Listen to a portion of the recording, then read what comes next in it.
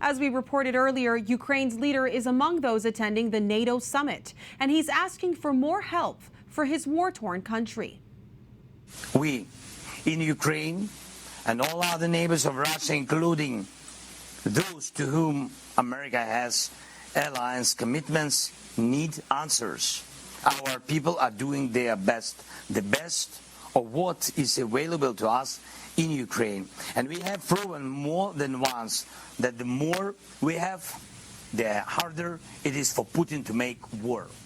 Volodymyr Zelenskyy met congressional leaders, various heads of state, and President Joe Biden during the NATO summit.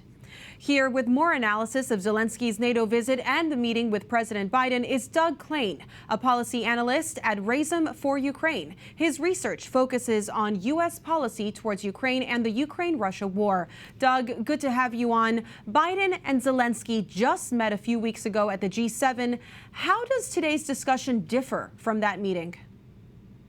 So this week at the NATO summit here in Washington, D.C., the NATO alliance and NATO allies made several significant announcements about new aid for Ukraine, including the delivery of F-16 fighter jets, significant new air defenses, including Patriot batteries to help Ukraine defend its skies and civilians. But notably, there was no real progress made on political integration for Ukraine. Ukraine wants to get an invitation to join the NATO alliance, not to be admitted immediately, but at least to get an invite and know that there's light at the end of the tunnel.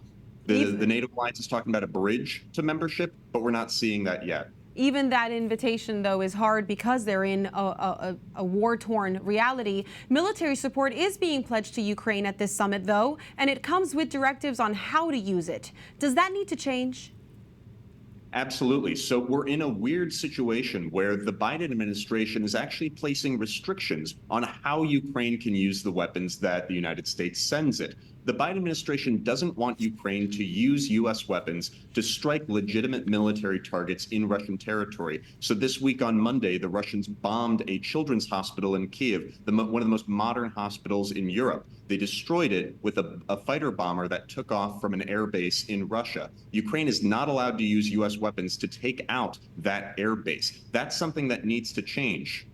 President Zelenskyy said that decisive action can't be put on hold as the world awaits the November elections. Is the global community waiting to see who the next president will be to take major action against Russia?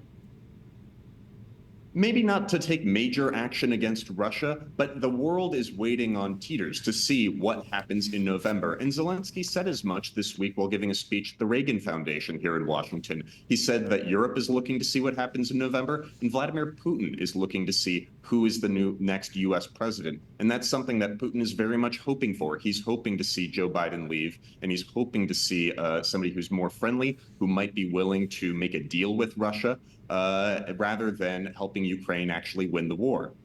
Well, is there quickly anything else that you want to add about what this meeting and what these relationships mean for the future of Ukraine? One of the most important things right now is for the Biden administration not to hold Ukraine back, to stop this kind of drip feed of aid to Ukraine, to say decisively, we want to help Ukraine win. Not to stand with Ukraine as long as it takes, but let Ukraine do whatever it needs to do to push Russia's invasion forces out of its country and stop more children's hospitals from getting blown up by Russian bombs. Thank you, Doug. Thank you so much for your time. Thank you.